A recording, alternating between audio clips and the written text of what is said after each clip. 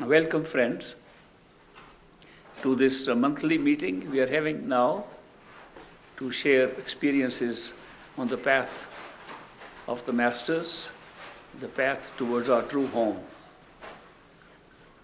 We have fixed the dates in advance now for these meetings, so it should be more convenient for you to come, and you can get a list of the dates we have fixed for 2015 till December from Jonathan, and if you contact him, he'll be able to give you all the dates if you want to plan to come later on. Today I want to touch upon a very important subject. A friend of mine has written to me that he has been initiated for several years but has had no inner experience. And therefore, he wonders if he's following something blindly and he's just having blind faith. Because he refers to my talks and says, you are against blind faith. You say we should have a living faith, a visible faith, and not blind faith. And he says, I am following this path for several years, and I have seen nothing inside, made no progress. Maybe I am following you blindly. What's the difference between following this path like this blindly, or following a religion blindly, or following a charismatic leader blindly, just because there's a charisma in the leader? He's raised these important issues. And I think they are very relevant because when I was young, I struggled with the same question. That we say we should not have blind faith, and yet we have seen nothing inside. Then are we not following blindly something? And what's the distinction between any other kind of faith and this kind of faith? If all faith is blind, then what's the difference? What are we emphasizing? So I decided to bring this up today instead of merely answering his question in a private email to him.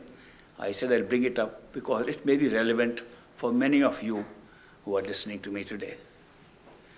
Before I discuss blind faith, let me talk about faith itself. What is faith? Is it a belief system? Do you believe something and therefore you call it faith? Or is it more than that? Is an expectation involved in faith? What exactly is faith? Let me give an example. Supposing I have faith in a friend of mine. I say, I have faith in you.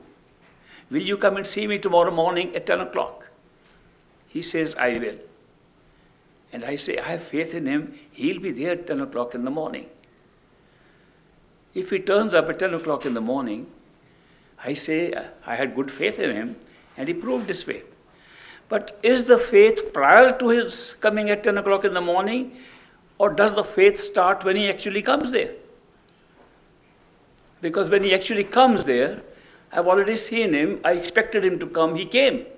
Where is faith involved? It's just an experience of his coming in time. Where was faith? Faith was prior to seeing him.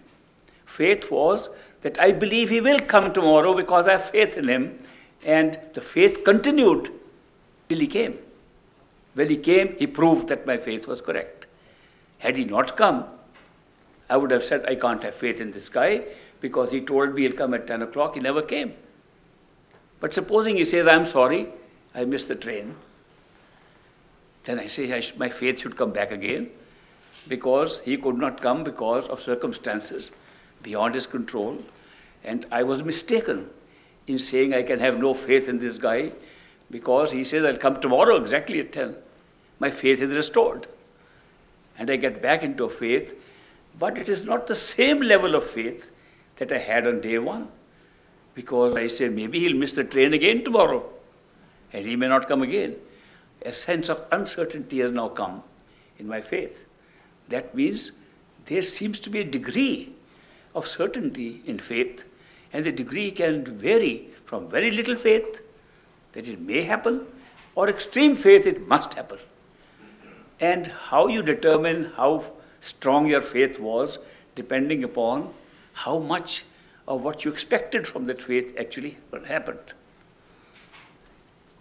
Now we sometimes link faith as if it is a pathway to God. Sometimes we think you must have faith, otherwise you can't meet God. You can't go on the spiritual path. You must have faith. What kind of faith is that? If we have faith that we will meet God, it's a certainty we will. What's the degree of faith? It looks like it's a very small degree. We are not sure at all. We've never seen God. We have no idea when we can meet Him. The chances look so bleak that we can say, no, we have faith, but we'll see when it comes. And when we see God, we'll say, yes, our faith was well placed. Before, that's all shaky. It's not a good faith. So therefore, when we talk of faith, we are talking first of all of an expectation. Secondly, we are hanging our faith on the fulfillment of that expectation. Now remember, these things that I'm talking about, like expectations, are mental activities. Therefore, we should never forget that the faith we talk about is a mental state. It is nothing spiritual. Faith is not a spiritual thing. It's to convince our mind about something, that something will happen. It's always connected with expectations.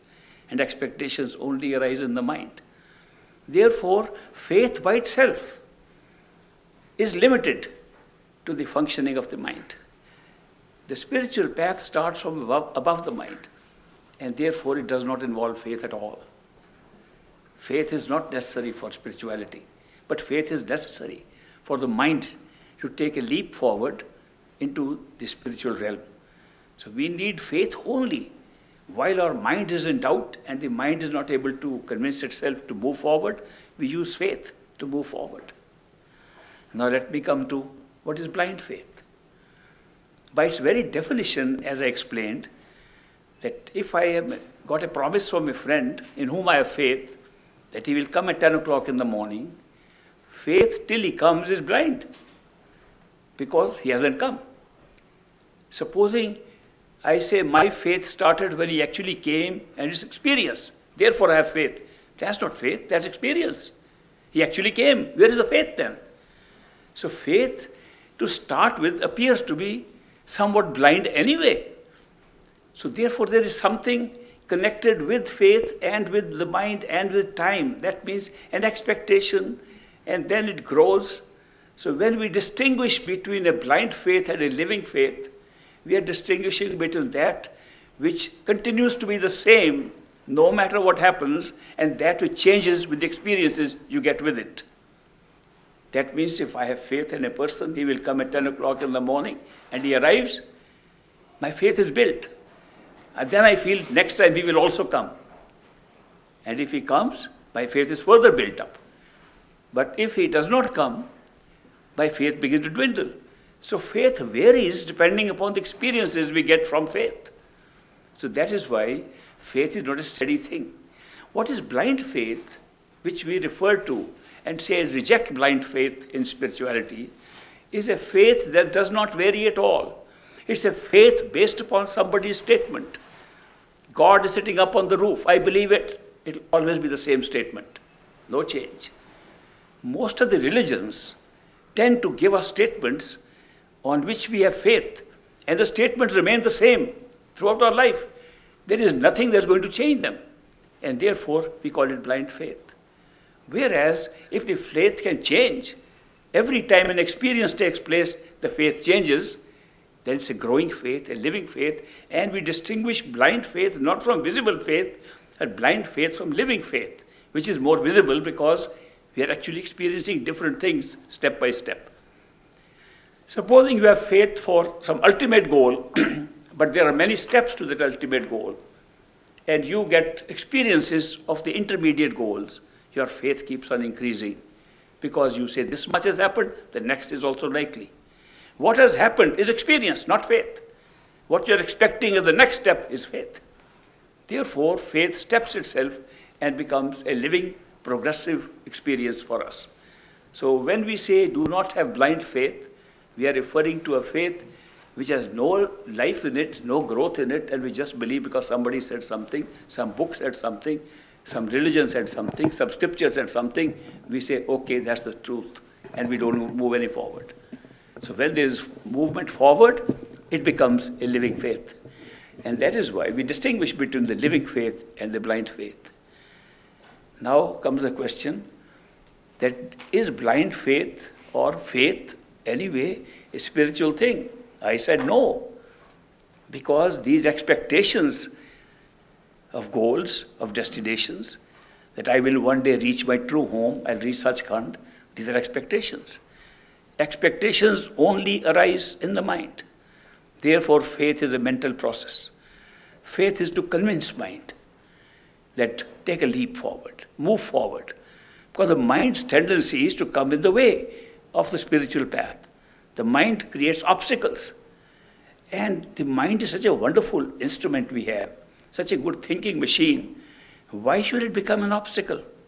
It becomes an obstacle because our desires and attachments are with external experiences of the mind through sense perceptions. It has no internal experience. Therefore, the mind relies heavily on what it can get from outside. We try to push inside. Mind naturally is not going to be a partner, an ally in that.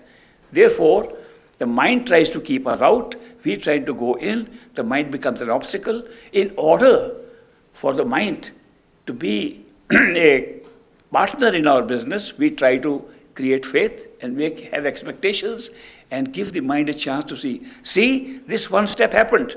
Now next will happen. Mind says, okay, let's see. Then say, see, something that we had inside in experience in meditation was as good as what you're looking for outside. Mind says, okay, I'll go along with you. It's a progressive transformation of the mind to become a helper instead of an obstacle in our spiritual goal. It's still a mind game. The whole process of faith, the whole process of expectations, the whole process of moving forward is only to the extent that we need to turn the mind around to help us and not be an obstacle in our spiritual goal. Then what is there after the mind?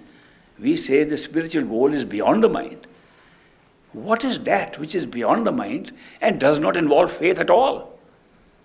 You might be surprised to know that the only thing that takes us beyond the mind and to our true spiritual home is the power of love and devotion, not faith.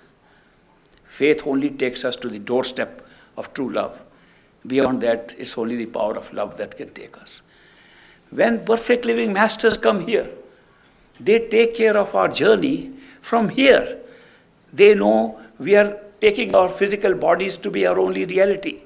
They know we are taking the self to be our physical self. Therefore, they start from here. They say, avoid certain things. Don't eat meat. Do meditation. 2.5 hours. These are instructions for the physical body. Knowing well that this physical body has nothing to do with spirituality. But they are starting because we are here. We know no better than that. We are identifying the self, the true self of ours with this physical body, so we start from here. And they give instructions. And as we follow the instructions which they give us, something starts happening. And we don't notice it, not too much in the beginning. We think that avoiding meat, avoiding these things, doing meditation, that's what's going to take us back home. It never has, never will. It's only a means to an end. It's not the end. It's a means to create that connection between a person in whom we are beginning to have faith, because he's giving these instructions and we follow, and something else is holding on to that person, not this practice. What is holding on to that practice is a feeling of love and devotion that's growing in us, unknowingly. We don't even know what's going on. We think it's the meditation, it's the abstinence from food, alcohol, all those things that he has told us, that is helping us to grow spiritually. What is helping us to grow spiritually is that we are getting more and more connected with that person who gives these instructions and makes us feel closer to him. We don't give the importance to that because our mind gives importance to our own struggle. Mind gives importance to our own effort. So we say, yeah, I put in this effort, therefore I'm moving forward. Actually, the effort is merely to create the feeling of love and devotion. And as we proceed with this effort, we find that the love keeps on growing somewhere unseen. We can see our thoughts. We can see our body. We can see everything that happens outside. But we can't see love. It's growing somewhere inside. Where does love grow? Where does love come from? Where does it grow? Do you know love comes from Sachkhand, our true home, all the time, not sometimes. All the time it flows from our true home, comes down right up to here and continues to grow within us. It's a continuous link between the self, no matter what the form, and our true home. Therefore, the path actually is a path of love and devotion. And by giving us these instructions, first for the body, then for sense perceptions, avoid this, or do this, do that, we are crossing certain thresholds, which are only thresholds of the three worlds of matter and senses and thoughts. It's only to cross these thresholds that we are using these methods in order to go into the spiritual side of our own self, which is the soul going into a state of totality, which is the true spiritual path. Therefore, when we have expectations, which we call faith, these are merely built in order to have experiences starting from the body, starting from the sense perceptions and the thoughts, and then moving on beyond where we leave all these behind and ride on the wave of love, which is something very different than expectations or fulfillment of the desires and faith. So that is why we do not follow blind faith. We follow faith that is living faith, that is growing faith, that ascends along with our experiences. Now comes the question which my friend has referred to. He had no inner experience. My first question will be, if after so many years you got no experience, why are you writing to me? There's something going on that you still think that I'll be able to give you an answer. What is the subtle thing behind this that you still believe with no experience that I'll still give you an answer? Something has connected us that's giving you faith that I'll give an answer. You don't see that. We don't see that part. What is that part which still makes us believe that he can give us the answer? I have seen no experience at all. It is actually a love growing inside, which develops a different kind of feeling, and we can't call it the kind of faith that we talk about. And therefore, again, it's love superseding any expectations of any kind of experiences. But then let me come now to the brass tacks. How important are these experiences on the spiritual path? It's a big question. I had to ask my own great master once. How important are these inner experiences, the spectacle, the visual experiences we see in meditation on the spiritual path? And his answer was very little. It surprises me. All the time we talk of, you go to this stage, you will see these things. You go to the astral stage, you will fly into the astral sky. You will have all these experiences. And suddenly, a perfect living master like great master says they don't have much significance. Because he has seen, and I have seen, people have had most spectacular experiences in meditation. They flew into the higher skies. They saw the orange sky. They went to the causal plane. They saw their Akashic records. And some bad incident that happened in physical life threw away all that faith, and they lost faith. How important are these visuals then, if you can still lose faith? Whereas somebody who has never seen anything inside, his love is growing for the master. He says, I care for nothing else but my master. He is in me all the time. I am in him all the time. That's how I feel. I feel so much love coming to me, and I can't live without this love. The man has seen nothing and is making good spiritual progress. And when he meditates, he crosses all these stages and finds something even beyond the mind. So let us put this in perspective, that what is important is not necessarily one or the other. What is important is that you can make progress on the spiritual path both ways. Some people are fond of spectacle. They are fond of visual experiences. And they love those visual experiences, and they get them. And they measure their They measure their spiritual growth. They measure their progress on the spiritual path based upon those visuals that they see inside. Others don't measure like that. They measure from how much closer they are feeling to their masters, how much love has developed in them, how much they feel, how much they miss their master. They judge from that. Meditational experiences are a good way to make progress for those who are very keen on that. But there are experiences that are non-meditational, experiences that don't occur in meditation, they occur with your eyes open in this world. We call them miracles. We call them coincidences. Every day things happen, and we look at our life and say, how could this happen? Must be Master's hand in this. How could that happen? And as these number of coincidences increase, our faith, our love for the Master increases. Are they not experiences? How can we say that the inner experience alone is the one that is to count and not the outer experiences? In fact, I remember a master saying, Antar bahar eko jano, yahi guru gyan bataya. Inside and outside are exactly the same. Now this is something worth considering. How can inside and outside be the same? The fact is that the entire outside experience is being created from the inside. Unless it occurs inside, it cannot be outside.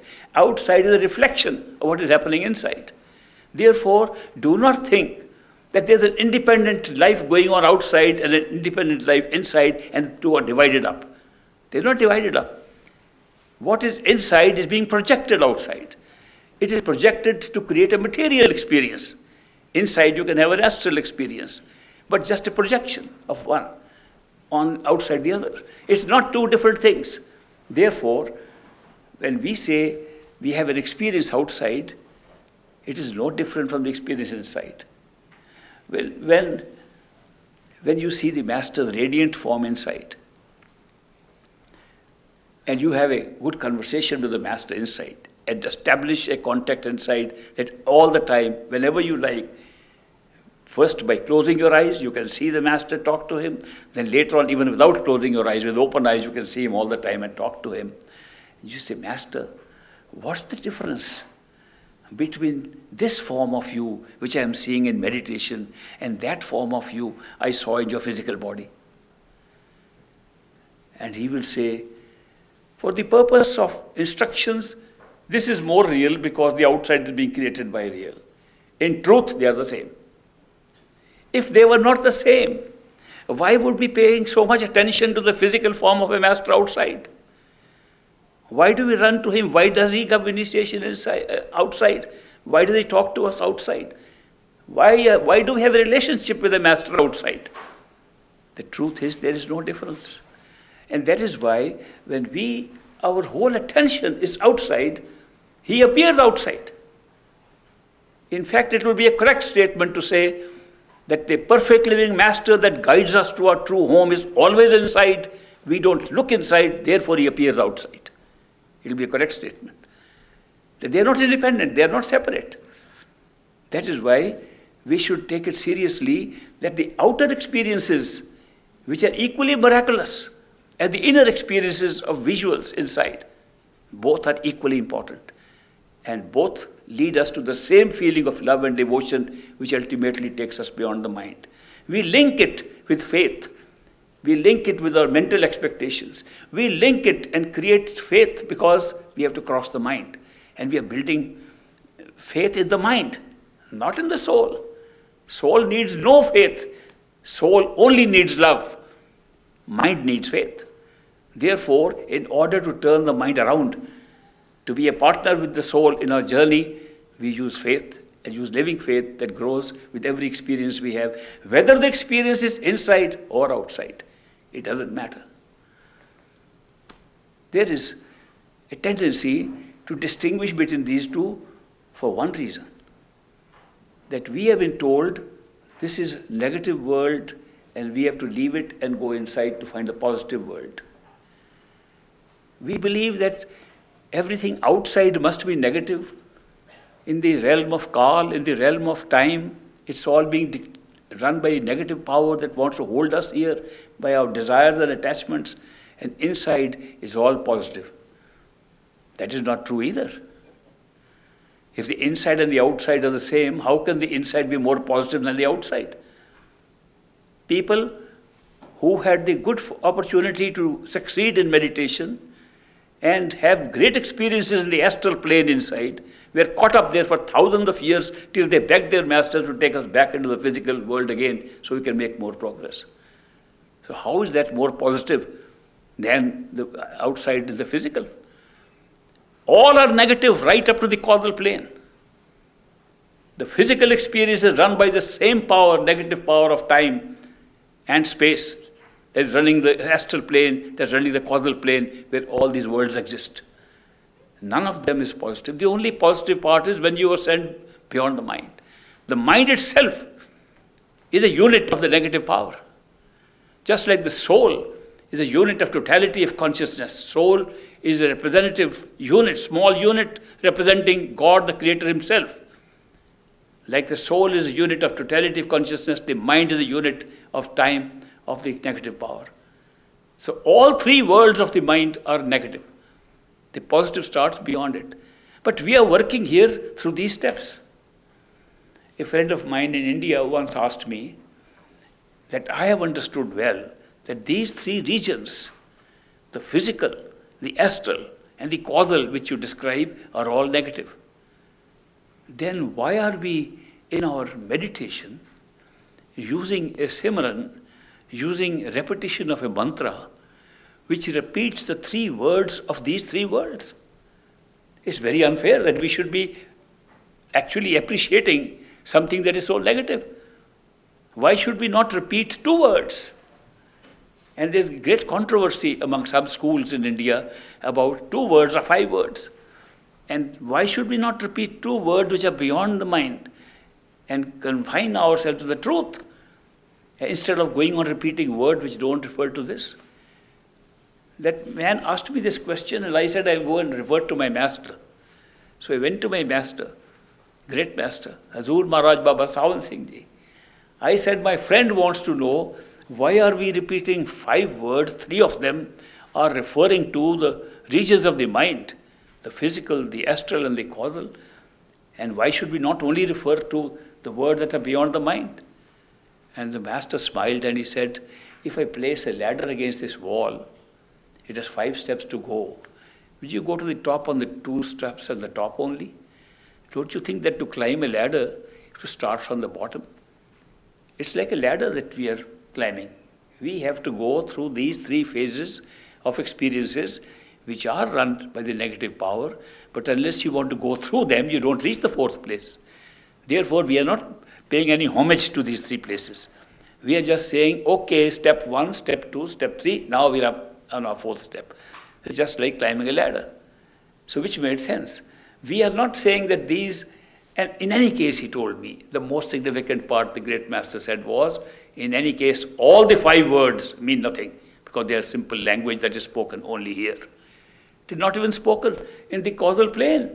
It's not even spoken in the mental regions. So what are we talking about speaking of words? These are all devices to be used while we are here. These words are spoken because we love to speak. These words are spoken because we are using these words to prevent other words from coming into our thoughts. It's a very limited use of these words. These words do not mean anything beyond the mind. So don't go after words too much. They don't mean much. They are only very small means to make some progress. Therefore, he said, it doesn't matter what experiences you have. You can have inner experiences, outer experiences, so long as the experiences are in these 3 worlds. They are experiences which are only building faith for the mind to take you beyond the mind. And they serve no other purpose. So these are startling truths that we should be aware of because we get caught up in these things. We argue so much on interpretation of books. I see people interpreting one sentence from the same book and giving different meanings and fighting over it. Sometimes coming to blows over it.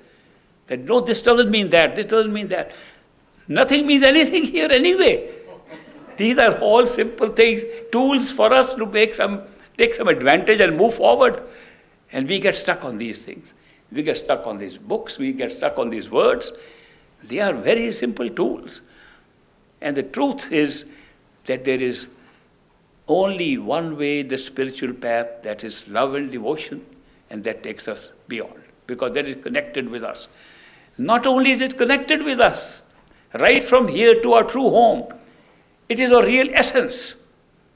If you want to examine a soul and say, what is a soul? What does this consciousness consist of? That this unit of consciousness which is making us aware of everything, aware of our body, aware of our higher self, aware of God, what is this consciousness is? And you open it up and see, inside is nothing but love. When they say God is love, I would say literally true, because love is the essence. Love is the essence that connects us. And remember, the self, what we call the self, no matter what self it is always connected with our true home.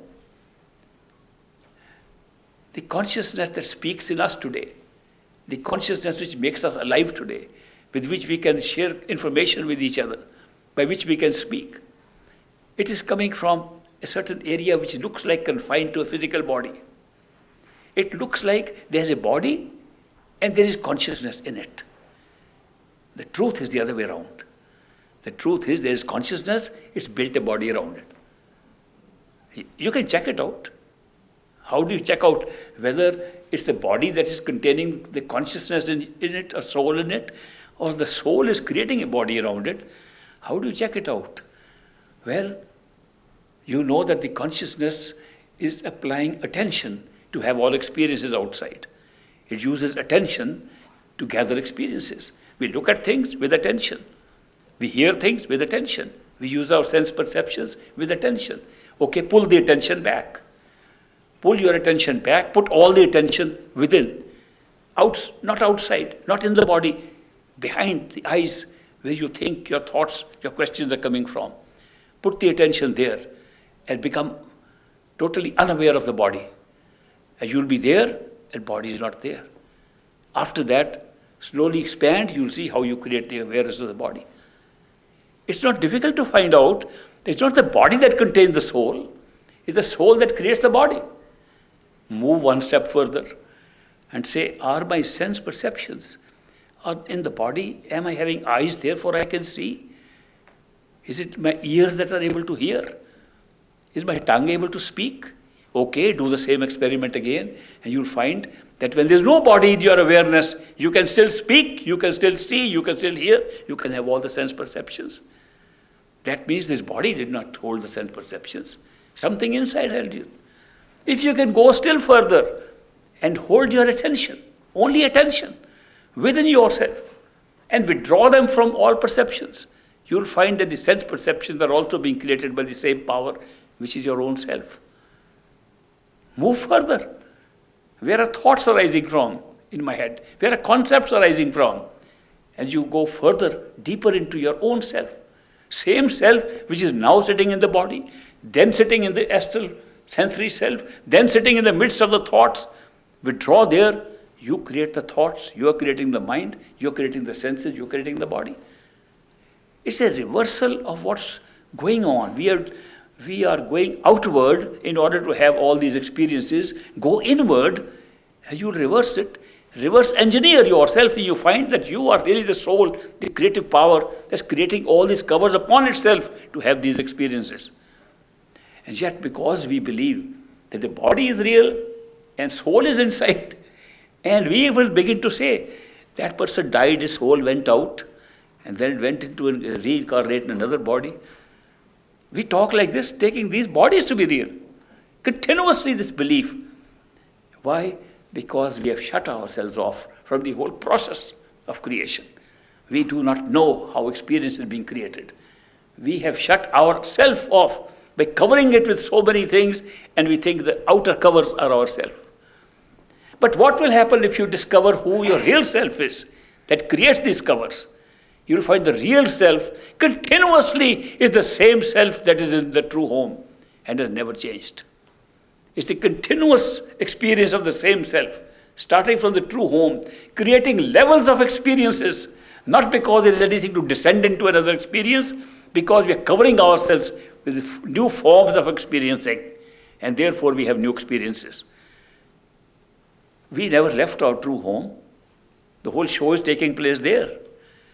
There's no journey involved to go back. Supposing you go to sleep at night and you have a long journey in your dream, you say, now I'm going to go back and wake up. When you wake up, you never went on a journey. You went into a different form of experience. You went into a different level of consciousness. And you woke up.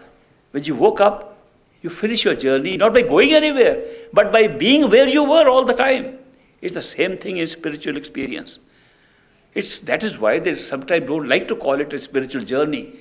They like to call it spiritual awakening, because we are progressively, successively awakening to higher levels of experiences, which bring us closer and closer to our true self.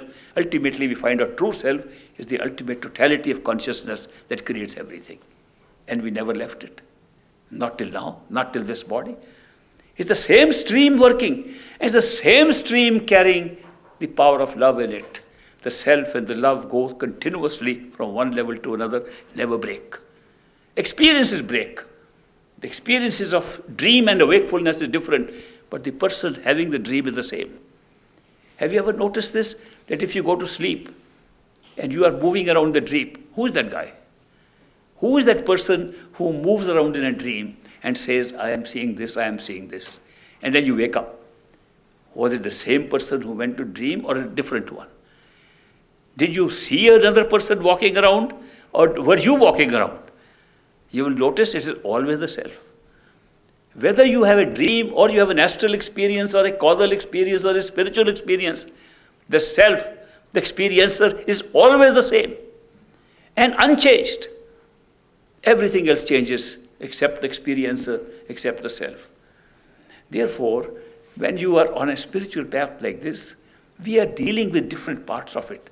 We are dealing with the problem of misidentification with the body. We do the very minimum things with our body, taking it to be real. We go to another person, being created by ourselves. Call him a master. Say he's a master. Master not outside, he's inside, projecting outside. We say, we want your support, we know you know more than me. Of course, he knows as much as your inner real self knows, because your real self is the same as this master. So you get all the external experience of being separate from a master. He says, go inside and you will find who I am. We go inside and we found master was always inside, not outside, but we saw him outside. Then we move forward. All these different experiences take place to greater awakening. Ultimately, experiences lead to a complete discovery of the whole show, of how it's being produced. Isn't it wonderful to be able to know that the whole thing is happening in our own true home? We have created a big show out there and created levels of experiences, levels of worlds outside, fathomless worlds, vast worlds outside at every level. And then we have been able to place ourselves as a self, as one small being in those vast worlds which we have created. What a wonderful miracle to be able to create these. And we have performed that miracle. And today we are sitting in a stage, in a place where we can reverse the miracle, where we can reverse this process. The whole show is not designed to be reversible. The whole show is designed to be irreversible. Why is that? Why was this creation made in such a way that should last forever and trap us forever in these kind of experiences? The reason was we wanted to experience reality. We were real. We wanted to see real experience. Experience can never be real. Yet we wanted to see experience as real, like ourselves. Like the experiencer, we wanted to make experience real. And we succeeded very well. We created experiences which looked absolutely real. They looked more real than us. We identified ourselves with the body, and the body perishes, and the experience seems to stay on forever. We created a history in this experience, a time frame of vast past and a vastness of future. So the vast universe we created looked more permanent than us. We were merely small fries coming for a little time, and then we'll die. The rest of the world will go on merrily, never discovering that we were creating this whole experience ourselves. Therefore, we did not go out merely having an adventure. We went out creating a real adventure in reality. We did not create levels of illusions. We created levels of reality. And that's what we wanted to experience. And one of the main significant features of that was we shut our own self off so that it looked real continuously. If we continuously know how we made up this show, then how can it be real? We'll know we are just making it up. We'll always be conscious of the fact it's all a made-up show. We have not experienced reality in that case. But when we shut our own self off and hide ourselves inside somewhere, and then see the show from there, peep out and see the show through our peeping eyes, and then we say, this is all real, it makes reality. Now, is it what I'm saying almost would give the impression that it's nice to enjoy this reality while it is there, and once we go to the top and find out it's not real, we'll be very disappointed. We'll say, we made a fool of ourselves all this while, that we thought that this created reality was actually real, and it wasn't. Will we be disappointed? Not at all. When you go to that stage, you will see that you have been creating so many realities, and you can step from one to the other. It's an unending process. It's not unending, because there is no time there. I once wanted to write a little story, 65 years ago. I wanted to write about consciousness. I wanted to write what is consciousness, examine it like a doctor examines a body. I called it Anatomy of Consciousness. I wrote the title, Anatomy of Consciousness. And I wrote the first sentence. I couldn't think of what I could write. I said, we are conscious because we are conscious. I couldn't go beyond that. 20 years later, I was still stuck with that one line. I crossed the line. Because we can't be we. There's no we. There's no more than one. Then I wrote, I am conscious. I crossed out I. There can be no I unless there is we. There cannot be one unless there's many. I said, what am I talking about? I'm writing about a guy in his true home, and I can't start even. I said, no, the guy is there. He's invisible. Why is he invisible? Because there is no space to be visible in. I said, the guy must first create space to become visible. With no space, you can't be visible. Therefore, I said, let's see if we can create space. When the guy tried to create space, he found to have space, you have something like here to there. You can't have space without it. Suddenly discovered here to there means time. And there is no time, so he couldn't create space. So in order to create space, he had then to go back to create time. And he had a hard time creating time. But he managed to create time and put some events into it. But then they were all himself. Therefore, he had to hide them and make them into puppets and work with strings behind them.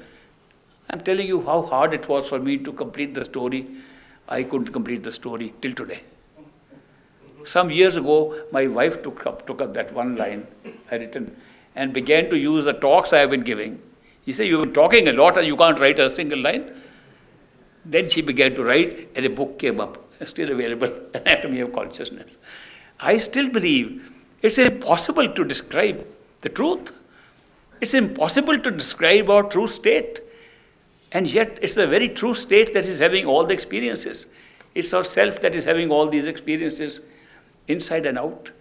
And we create so many different kinds, variety of experiences, and make them so real. They can be subjected to scrutiny with microscopes and telescopes, and they stand up to the scrutiny of reality. What else do we need? We've gone up to nanoparticles, we've gone up to little microbes working somewhere, we've gone to all kinds of analysis of the experience outside. If this is not real, what else can be real? What a wonderful job. I think it's the best job that could ever have been done. Once great master gave me a very beautiful assignment. At that time, I was proceeding on the spiritual path like it's a scientific adventure. So he gave me a beautiful task. He says, I'll give you one glimpse into this creation.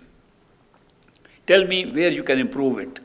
I said, I can improve a lot of things. There's so much suffering and so much terrible things going on. I'll avoid all those. I'll do something good.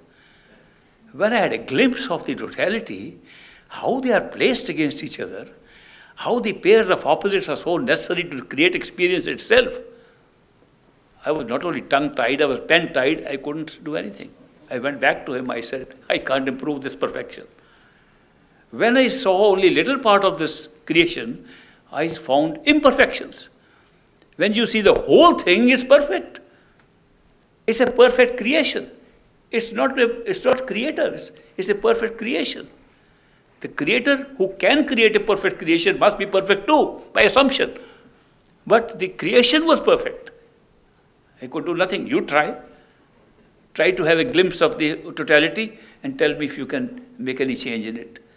This perfection is only visible when you can see the whole play. We are so lucky to be in that small fraction, that small slice of experience created here, in which we can open the doors to the entire means in which the creation took place, the origin of creation and our own true home and our true self. And that little window, very small window available to us is a human life. A human being can do it, nobody else. Because it requires something that is totally unreal and yet is operating as real and makes us make available to us a tool to open these doors and find out the truth within ourselves. And that unreal thing which looks so real, we call free will. Free will looks so real. People tell me, if there is no free will, how come I am discussing this with you? I said, only answer I can give is go to the astral plane, you will see that you talked about it like this earlier, and that's why you're talking now. Over here I can't say because it looks real. It not only looks real, it is the real experience. The real experience of free will makes us a real seeker, and a real seeker makes us find something real. What a wonderful gift. The best gift we could ever get is the gift of a human life, in which we have this wonderful gift of the experience of free will. And free will makes us choose between options. We can choose to run after outside things. We can choose to run and search something inside. It's our choice. In responding to my friend who wrote to me about faith, I would like to ask a few questions, and I would like to ask the same questions from those who raised this question, that I have done so much meditation, I have been initiated so long, and I don't have any experiences. I would raise a question. Can you review for yourself whether you did your homework?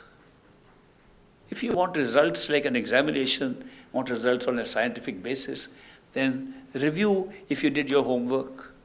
Did you do it adequately? Did you try again if you didn't do it properly first time? Just follow the normal rules of a classroom. Secondly, I would say the main purpose of meditation on going on the spiritual path is to withdraw your attention from here to there. As mystic Bulle Shah says, it's not difficult to find God. Just pull from here, put there. He said one sentence, he summarizes the whole spiritual path. It's a pulling of attention. Now review, my dear friend, now review how much of your attention in the past 3 years or past 1 year, past 1 month was outside on things outside, what you were desiring and what you were working on, and how much of your attention was being pulled inside. Is there any balance between the two, or was it all outside? And when you review these things, what will you find? I was constantly looking for things outside, worried about my job outside. I was searching for things outside, searching for pleasure outside, going to nice restaurants to have good food outside, running for sex outside, running for all kind of pleasures of the flesh outside. Oh my God, I was running all the time outside. I have no right to ask that question, because all the time I am putting my attention outside. Whereas the very fundamental principle of success in meditation is to begin to withdraw your attention and put it inside. How much of the time did you give to these? And if you can just evaluate yourself, what were you busy with? What were you doing when you were expecting results? What happened when you were initiated 5 years ago or 3 years ago till today? How much of the time was spent in searching inside and putting your attention inside, and how much was spent on searching for things outside? Just evaluate for yourself and come to your own conclusion. We have scattered our attention. But I am saying don't lose hope.